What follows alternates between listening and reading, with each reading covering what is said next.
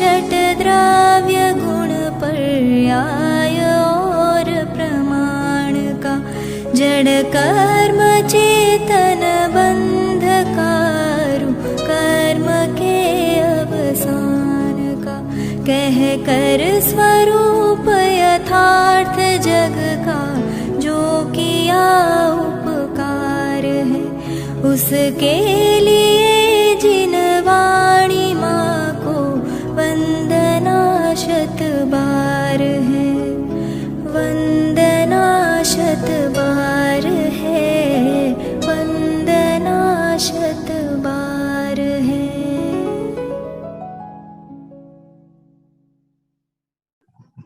हमारा विषय है आचार्य समंतभद्र।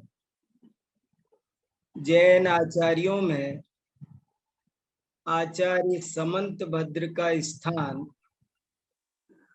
बहुत उच्च कोटि का है।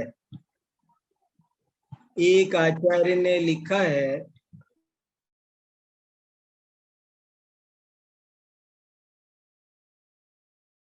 म्यूट हो गए आप पंडित जी। जैन आचार्यों में आचार्य समंतभद्र का स्थान बहुत ही उच्च कोटि का है। बहुत आचार्यों ने उनके गीत गाए हैं, बहुत शिलालेखों में उनकी स्तुति की गई है। वे नाना गुणों से भरे हुए अद्भुत विद्वान, अद्भुतवादी, अद्भुत वाग्मी, नाना विद्याओं के जानकार, सभी दर्शनों के तलस्पर्शी जानकार थे। एक आचार्य ने उनके बारे में लिखा है, वचः समंतभद्रस्य वीरस्येव विजृंभते। मुझे ये पंक्ति छोटी सी बहुत अच्छी लगती है, बहुत आकर्षित करती है। वचः समंतभद्रस्य वीरस्येव विजृंभते। छोटी सी पंक्ति है पर याद रखने लायक है। आचार्य समंतभद्र की प्रशंसा में कम से कम 500 कोटेशन मिलते हैं। 500 आचार्यों ने शिलालेखों में यहाँ वहाँ जो ग्रंथ पढ़ो उसी में समंतभद्राचार्य को याद किया गया है। जहाँ शिलालेख देखो वहाँ उनको याद किया गया है। ऐसा कोई शास्त्र नहीं जहाँ समंतभद्र को याद नहीं किया गया हो। सब शास्त्रों में उन्हें उद्धृत कर रखा है, उनको प्रमाण रूप में दे रखा है। कितने शिलालेख और कितने उद्धरण आपको बताएंगे, लेकिन कम से कम 1-2 जरूर याद रहने चाहिए। और उनमें से एक तो ये है, वचः समंतभद्रस्य वीरस्येव विजृंभते। समंतभद्र के वचन, वचः माने वचन, समंतभद्र के वचन, वीरस्येव माने वीर भगवान की तरह, वीरस्येव माने महावीर भगवान की वाणी के समान समझे जाने चाहिए। आचार्य समंतभद्र की वाणी पढ़ने का अर्थ होता है मानो साक्षात भगवान महावीर की वाणी पढ़ रहे हैं। बहुत ही उच्च कोटि के परीक्षा प्रधानी, पक्षपात, भावुकता, अंधविश्वास आदि दोषों से कोसों दूर रहने वाले एक अप्रतिम व्यक्तित्व के धारक आचार्य समंतभद्र हैं। उनकी कोई स्तुति कर नहीं सकता। मैं उनकी कितनी प्रशंसा करूं, मैं कर ही नहीं सकता। कोई बड़े बड़े ज्ञानी आचार्यों ने लिखा है कि उनकी प्रशंसा नहीं कर सकते, इतने वे महान कली काल सर्वज्ञ। आचार्य समंत भद्र को कली काल सर्वज्ञ कहा जाता था। कली काल सर्वज्ञ माने जो कलयुग में हथेली को, कलयुग में सर्वज्ञ को हथेली पर रखकर दिखा दे। आज हम और आप अपने हृदय पर हाथ रखकर देखें, हमें सर्वज्ञता समझ में आती है क्या? सर्वज्ञता जैन दर्शन का मूलाधार है, प्राण है।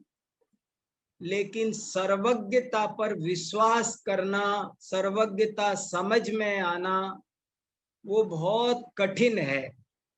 खासकर इस कली काल में।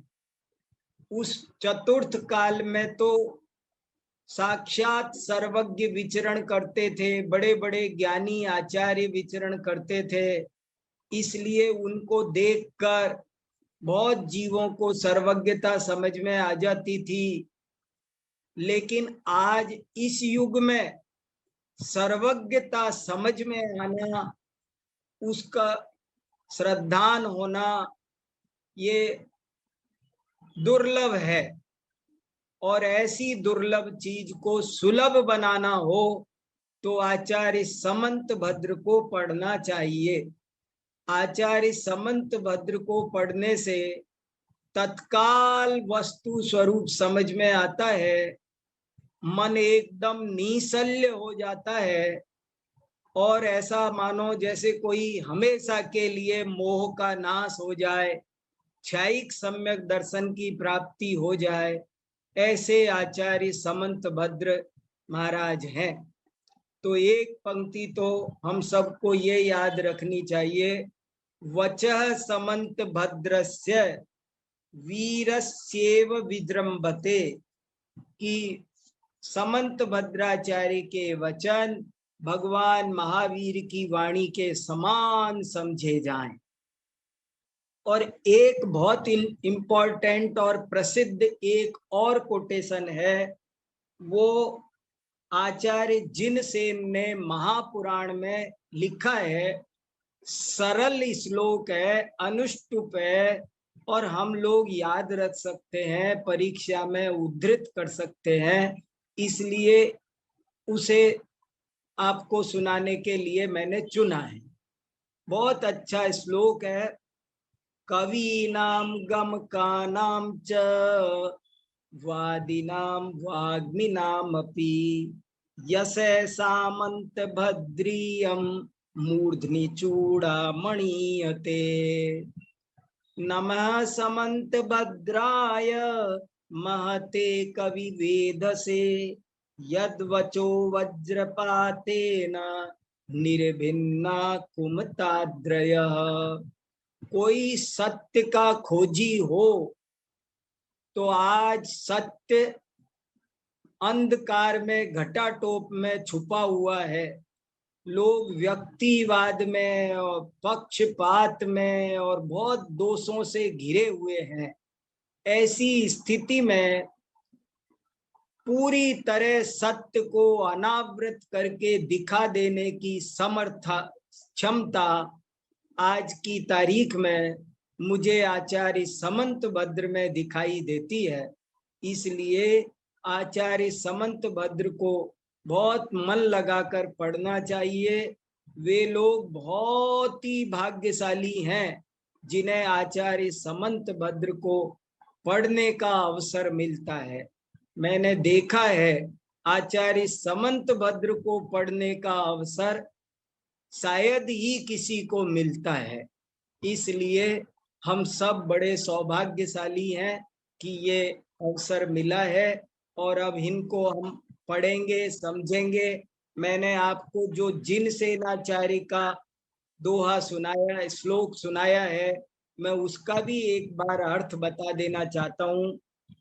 कवि नाम मूर्धनि चूड़ामणि थे। कवियों के भी चूड़ामणि है। मूर्धनी माने सिर पर बाल होते हैं। सारे शरीर में सबसे ऊंचा अंग मस्तक है। मस्तक पर भी ऊपर बाल है। बालों का भी यदि जूड़ा बना लिया जाए ऊपर, तो मानो वो और ऊपर हो गया। और उस पर भी चूड़ामणि के समान यदि कोई शोभायमान है, तो कवियों में चूड़ामणि समंत भद्र है। सारे कवि, ऐसा कवि आपको नहीं मिले। कवि चूड़ामणि गजब है। एक बार समंत भद्र को गाकर देखो, पढ़कर देखो, उनकी कविता देखो, रीझ जाओगे। उनके द्वारा लिखे हुए जितने भी 5 ग्रंथ उनके आज की तारीख में उपलब्ध हैं, जिनका परिचय मैं दूंगा अभी। और इन 5 ग्रंथों में कुल मिलाकर लगभग 600 श्लोक हैं। इन 600 श्लोकों को मैंने कई दफे पढ़ा है, बार बार पढ़ता हूँ। ये 600 श्लोक मेरे चित्त में घूमते ही रहते हैं। कभी कोई विचरण कर रहा है, कभी कोई विचरण कर रहा है, मैं इनको बार बार पढ़ता हूँ। और वे 600 श्लोक कैसे हैं? उत्कृष्ट काव्य है।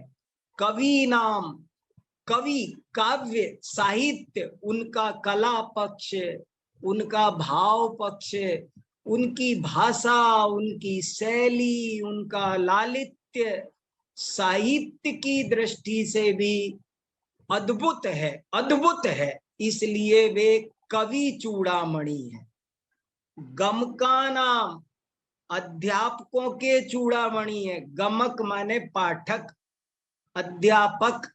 वे अध्यापकों में समंत भद्राचार्य कैसे पढ़ाते थे, पढ़ाने वालों में चूड़ामणि है। वादी नाम, वाद विवाद करने वालों में वे चूड़ामणि है। वाग्मी नाम, देखो एक होता है वादी और एक होता है वाग्मी। वादी और वाग्मी में क्या फर्क है? वादी माने जो बोलता है, और वाग्मी माने जो वाणी का स्वामी है। और भी जो ऊपर उठ गया वो वाग्मी है। वादी से भी ऊंची चीज है वाग्मी बनना, तो वो वाग्मी है। यश सामंत भद्रियम, और कीर्ति में भी चूड़ामणि है। उनका यश, उनके समान यश भी शायद किसी का न हो। ऐसे यशस्वी, ऐसे उत्कृष्ट कवि, ऐसे उत्कृष्ट अध्यापक, ऐसे उत्कृष्ट लेखक, ऐसे उत्कृष्ट वादी, ऐसे उत्कृष्ट वाग्मी, ऐसे समंत भद्राचार्य कलिकाल सर्वज्ञ हैं। और एक अच्छी बात लिखी, यद वचो वज्रपातेन, जिनकी वाणी ऐसी है मानो वज्र गिर गया हो। कहाँ? कुमत रूपी पर्वतों पर, मिथ्या मतों पर, मिथ्या मत रूपी पहाड़ों को तोड़ डालने के लिए आचार्य समंत भद्र की वाणी वज्रपात के समान है। समंत भद्र आचार्य का एक एक श्लोक ऐसा है कि मिथ्या मत रूपी पहाड़ को चकनाचूर कर दे। ये बात जिनने आपने पढ़ी नहीं होगी उनको अभी महिमा नहीं आएगी, लेकिन मैंने सारे श्लोक पढ़े हैं और मैं जब भी पढ़ता हूं तो रीझ जाता हूं। और अब मुझे समझ में आ रहा है कि ये जो बात लिखी है वो एकदम सही लिखी है। तो आचार्य समंत भद्र ऐसे ऐसे महान आचार्य थे। आचार्य समंत भद्र का जन्म दक्षिण भारत में कावेरी नदी के तट पर उरगपुर नामक राज्य में, और गांव का नाम बताते हैं उनके, एक गांव का नाम, कोई छोटा गांव है उत्कलिका। उत्कलिका कर्नाटक और तमिलनाडु की सीमा पर कावेरी नदी बहती है, और कावेरी नदी के पास उरगपुर नाम का स्थान था। आज है कि नहीं मुझे नहीं मालूम, आप पता कर सकते हैं, मैं जानना चाहता हूं, किसी को पता चले तो बताना। उरगपुर नाम का जगह है, राज्य है, और वहां पर एक उत्कलिका नाम का गांव था, उसमें नगर था। उत्कलिका भी एक नगर लिखा है। उस नगर में आचार्य समंत भद्र का जन्म हुआ था, और उस समय वहां पर चोल वंश का शासन चलता था। अनेक राजा हुए, अनेक राजवंश हुए, उनमें से एक चोल वंश था, और उस चोल वंश में ही आचार्य समंत भद्र का जन्म हुआ था। माने आचार्य समंत भद्र क्षत्रिय राजघराने के थे। ये क्षत्रिय थे, राजकुमार थे, चोल वंश के राजकुमार थे, और इनका बचपन का नाम शांति वर्मा था। शांति वर्मा। उस समय चोल वंश के राजाओं की उपाधि वर्मा थी। श्री वर्मा आदि वर्मा डायनेस्टी हमारे देश में चलती थी। उस वर्मा डायनेस्टी में, उस चोल राजवंश में शांति वर्मा नाम का ये राजकुमार वहां रहता था, कावेरी नदी के तट पर। और इनकी अनेक कथाएं, इनके जीवन की आराधना कथा कोश में राजावली कथे, ऐसे एक राज्य वंशों की कहानी है। पूरी किताब है, और उस किताब, हाँ हो सकता है, वेरी गुड, धन्यवाद। चैट में शाश्वत दीक्षा ने लिखा है कि अभी भी वहां पर उरगपुर नाम का जगह मिलती है, लेकिन वो कुछ नाम में उरगपुर की उरयपुर समथिंग कुछ नाम है, पर हमने आपको लोकेशन भी बताई है।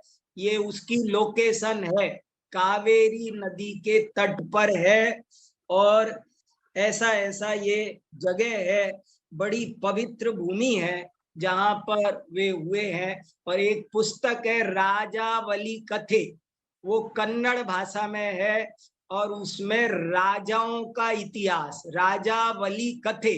राजावली कथे माने राजाओं की अवली, अवली माने पंक्ति, और कथे माने कथा, राज परंपरा की कहानियां, ये उसका हिंदी में मतलब हुआ। तो उस राज परंपरा की कहानियां में आचार्य समंत भद्र की भी कहानियां पूरी मिलती है, और ये जो मैंने परिचय आपको सुनाया है वो उसी राजावली कथा के आधार पर सुनाया है।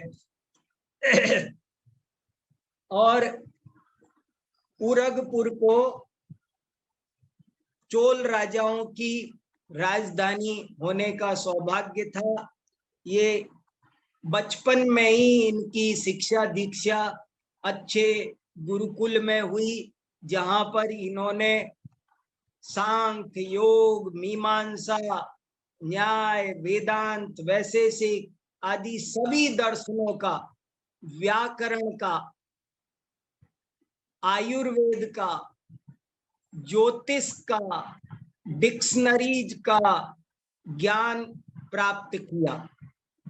आचार्य समंत भद्र ने अनेक ग्रंथों की रचना की।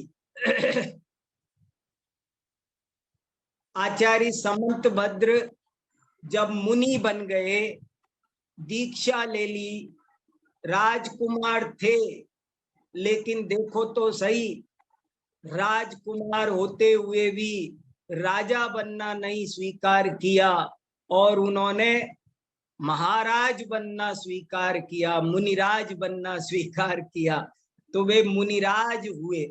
और मुनिराज हुए तो उनके बारे में एक कथा ये भी आती है कि मुनि अवस्था में उनको भस्मक व्याधि हो गई थी। एक व्याधि होती है भस्मक व्याधि। भस्मक व्याधि में जो कुछ खाओ सब जल्दी से पच जाता है, भस्म हो जाता है और भूख मिटती ही नहीं है। कितना भी खाओ, कितना भी खाओ, गरिष्ठ बना बना करके खाओ, पर भूख मिटती नहीं है। ऐसा एक रोग होता है जिसको भस्मक व्याधि कहते हैं। आज भी ये रोग होता है। मेडिकल साइंस में इसके तरह तरह के उपचार होते हैं। तो ये भस्मक व्याधि इनको हो गई थी, लेकिन ये थे मुनिराज। तो मुनिराज कैसे होते हैं कि 24 घंटे में एक बार श्रावक के घर पर निरंतराय 32 दोषों को टालकर आहार मिले तो ही लेते हैं, ऐसणा समिति पूर्वक, नहीं तो नहीं लेते हैं। तो ऐसी जब भस्मक व्याधि हो गई तो इन्होंने अपने गुरु से कहा कि मुझे समाधि मरण लेने की आज्ञा दी जाए।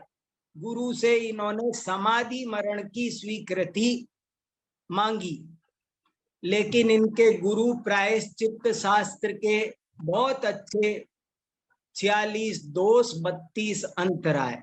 ठीक, वेरी गुड, धन्यवाद।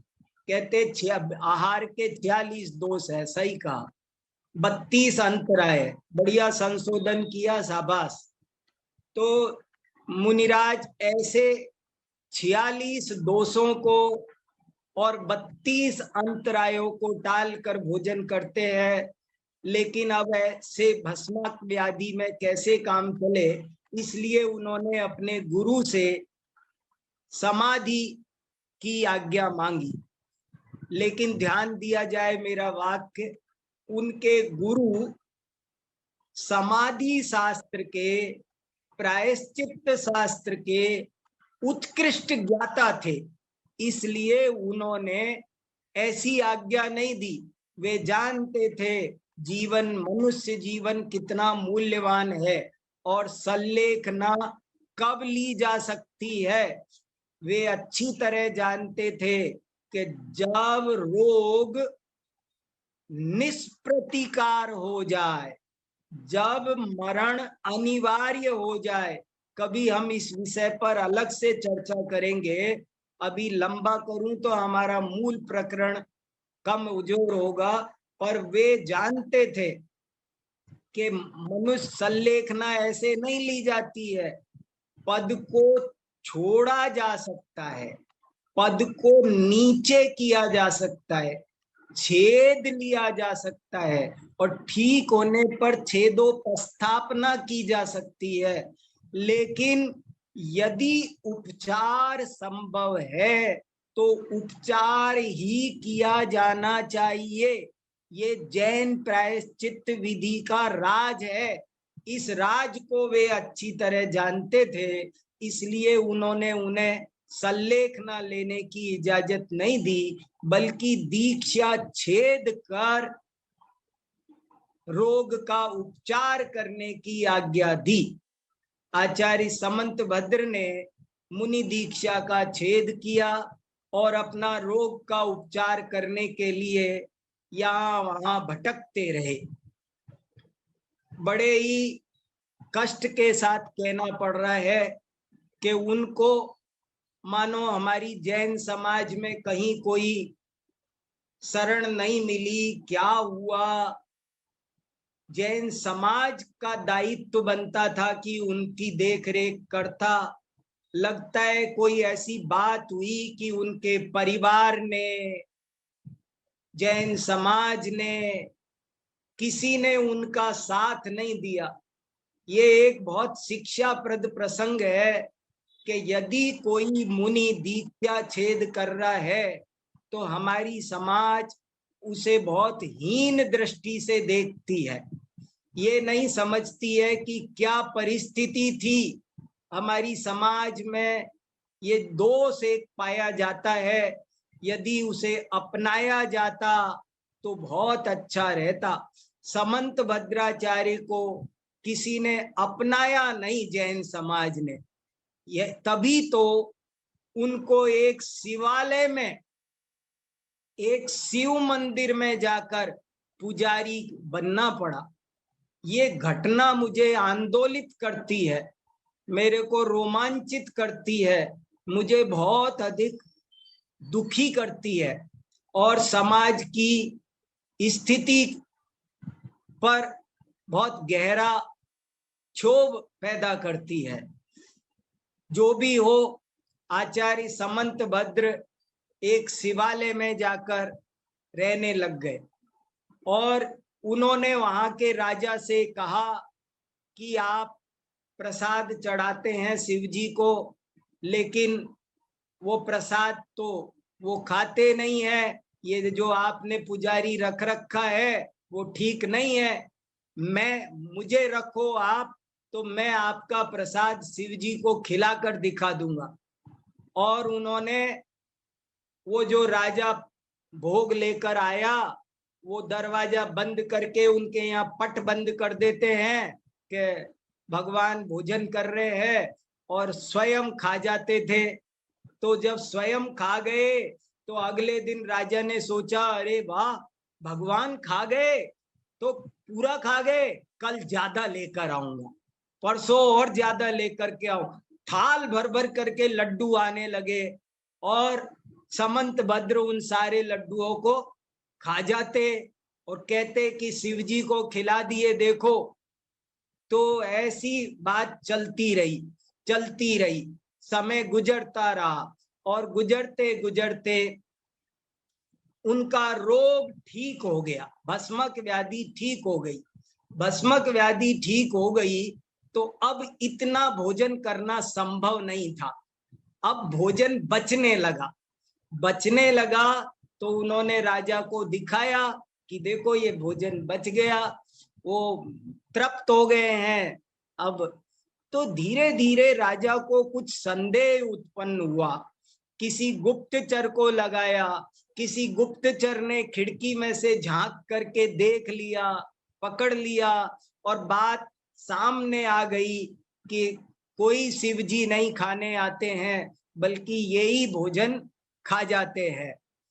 राजा को पता चला और राजा ने समंत भद्र से कहा कि तुमने ये बहुत बड़ा अपराध किया है, हम तुमको दंडित करेंगे। तो आचार्य समंत भद्र ने राजा से सारी बात सही सही कह दी, पूरी बात। बोले महाराज आप कुछ भी कहो, मैंने अपराध किया, जो कुछ किया, लेकिन मैं आपको एक एक बात पूरी सत्य कहता हूं, और मैंने जो भी अपराध किया हो, लेकिन आपने मेरा बहुत बड़ा उपकार किया है। मेरा जो रोग कहीं शांत नहीं हो रहा था, वो रोग आपने मेरा शांत किया है, मैं तो आपका बहुत उपकार मानता हूं। ऐसे ऐसे उन्होंने सारी बातें अपनी तरफ से, सॉरी भी कह दिया और सच्चाई भी बता दी, और सब कुछ बात साफ साफ उन्होंने रख दी कि मुझे ये धोखाधड़ी इसलिए करनी पड़ी, सब उन्होंने कह दिया।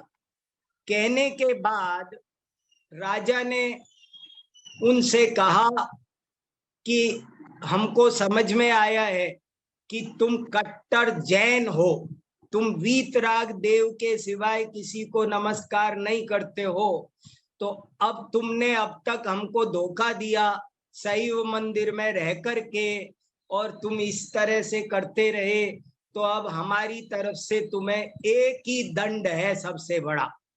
देखो तुमको क्या दंड दें हम। राजा ने कहा इसको सबसे बड़ा दंड ये हो सकता है कि इससे कहा जाए कि अब तुम शिव जी को नमस्कार करो, इस शिव पिंडी को नमस्कार करो। समंत भद्र ने कहा कि देखो ऐसा आग्रह मत करो।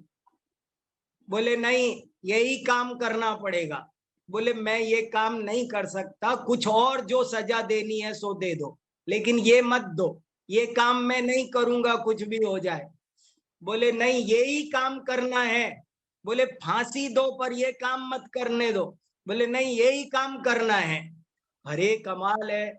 फिर समंत भद्र ने कहा, आचार्य समंत भद्र ने एक स्थान पर ऐसा लिखा है, मांत्रिको हम तांत्रिको हम, मैं बहुत बड़ा मंत्रवादी और तंत्रवाद, मंत्र तंत्र के भी आचार्य समंत भद्र उत्कृष्ट ज्ञाता थे।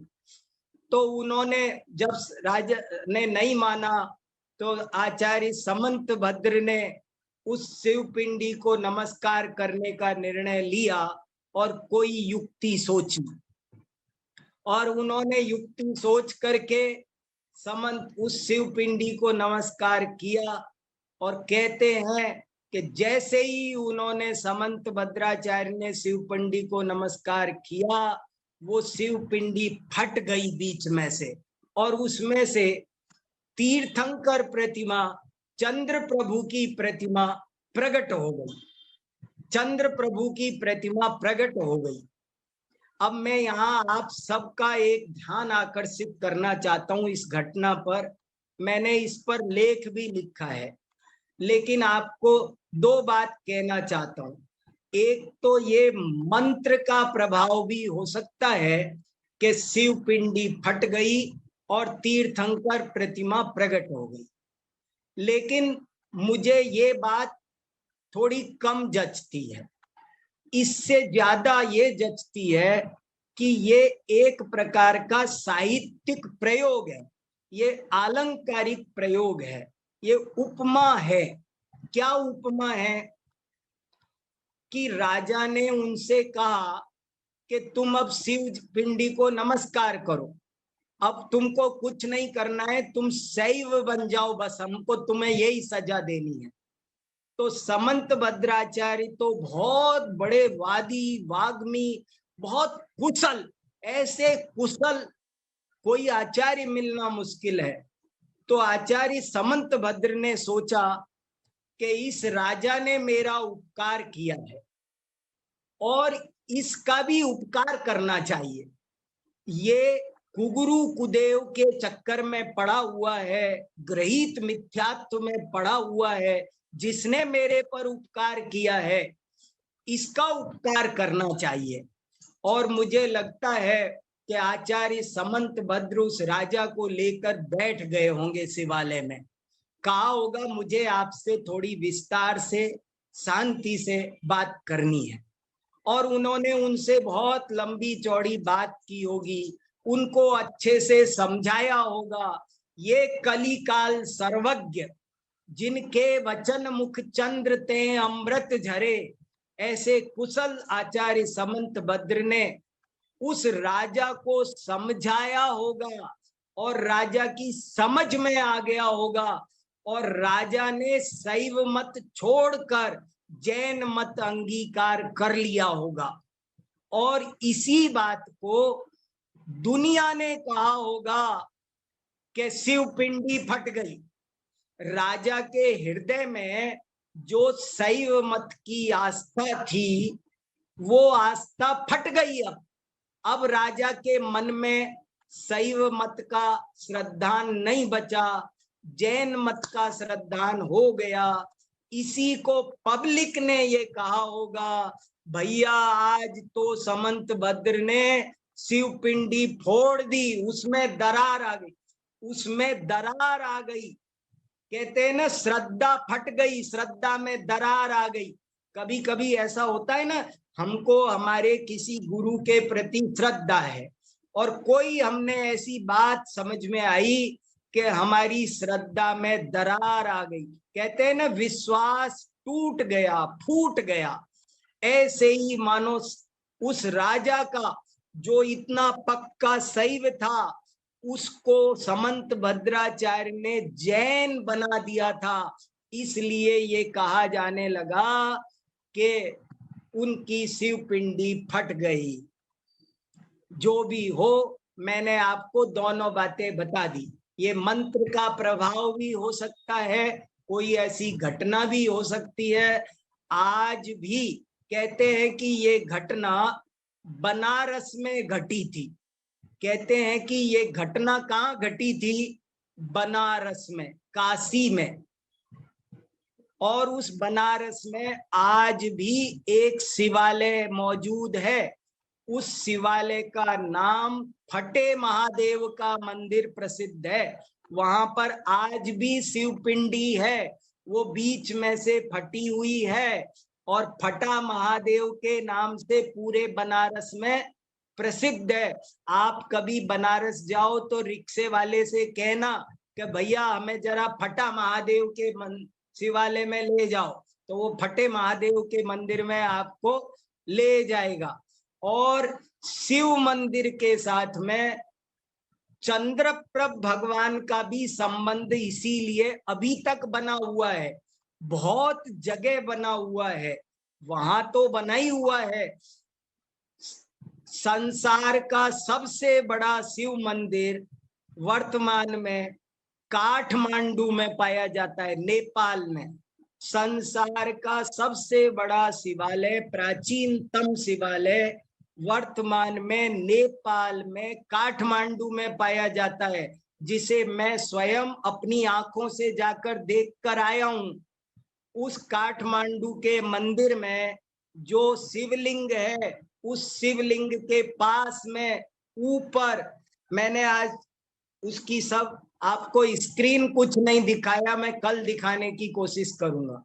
वहां पर समंत भद्राचार्य वहां पर शिव पिंडी के बगल में चंद्रप्रभ भगवान की मूर्ति आज भी विराजमान है। और इसका संकेत समंत भद्र की रचनाओं में एक समंत भद्राचार्य ने एक स्वयंभू स्तोत्र लिखा है। उस स्वयंभू स्तोत्र में इस घटना का थोड़ा सा संकेत मिलता है।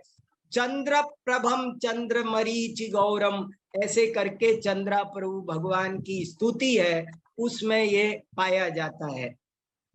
कहते हैं कि उनका रोग ठीक हुआ और बाद में उन्होंने पुनः दीक्षा धारण की। हमारे पास में 3 मिनट बच रहे हैं, 2-3 हैंड रेज हैं। अगर कोई कुछ पूछना चाह रहे हैं तो अंकित जी देखो और उनको पहले पूछने की अनुमति दो, उसके बाद हम बाकी की चर्चा करेंगे। बोलिए।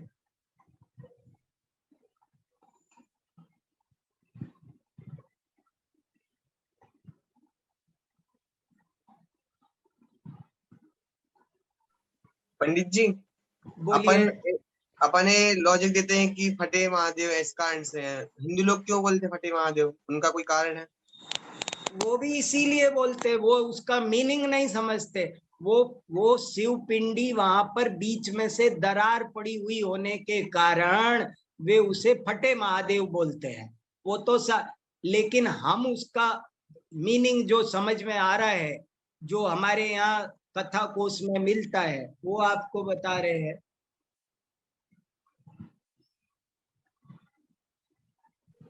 और भाई साहब, हाँ बोलिए। मैं ये पूछना चाहता हूँ कि आपने जो 2 प्रकार की बता दिया कि मतलब किस प्रकार से मतलब फटे महादेव कहा जाता है 2 अपेक्षा, ऐसा भी तो हो सकता है कि देव मतलब किसी देव ने उन पर उपसर्ग जानकर कि ये भविष्य में है, तो मतलब देव ने सहायता की हो। देखो, जब मैंने ये बोला कि ये मंत्र का प्रभाव होता है, तो उसमें ये आपकी बात गर्भित हो गई। मंत्र का प्रभाव कहने में ये बात गर्भित हो गई। मंत्र से प्रभाव हुआ माने कोई देवी देवता का काम भी हो सकता, किसी देवी देवता ने सहायता की हो, ये भी संभव है। माने मैं यही बताना चाह रहा हूं, एक तो इस घटना का कोई ऐसा अलौकिक अर्थ भी हो सकता है कि इस तरह मंत्र के प्रभाव से, देवी देवताओं की सहायता से ऐसी घटना रियल में घटी हो कि कोई शिवपिंडी फट गई हो और उसमें से तीर्थंकर प्रतिमा चंद्र प्रकट हो गई हो, ये मेरा कहना था। और दूसरा मैंने उसका अलंकारिक अर्थ क्या हो सकता है वो कहा। हाँ उमाकांत जी वेलकम।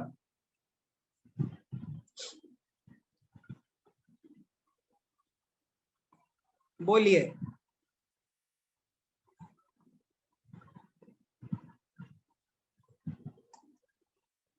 कौन देख रहा है हमारी कक्षा? अंकित है?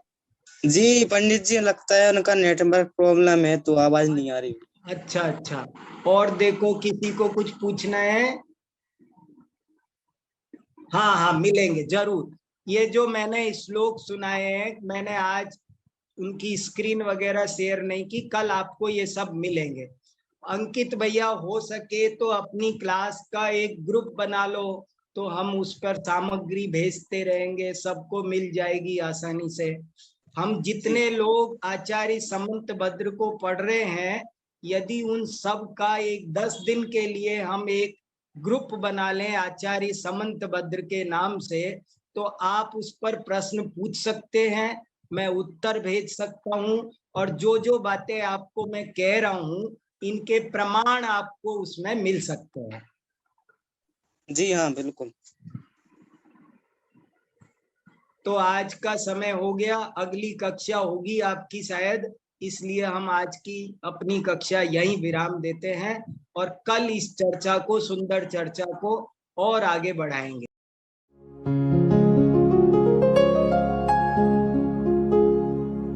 निज निधि निज में बताए, यह अनंत उपकार है उसके लिए जिन वाणी माँ को वंदना शत बार है, वंदना शत बार है, वंदना शत बार है।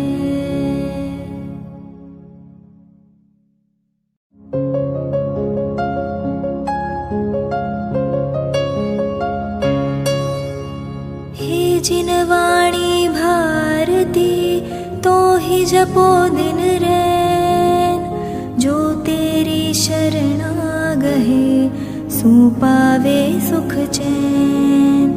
जा वाणी के ज्ञान ते सूझे लोकालोक, सो वाणी मस्तक नवो सदा देत हो ढोक, सदा देत हो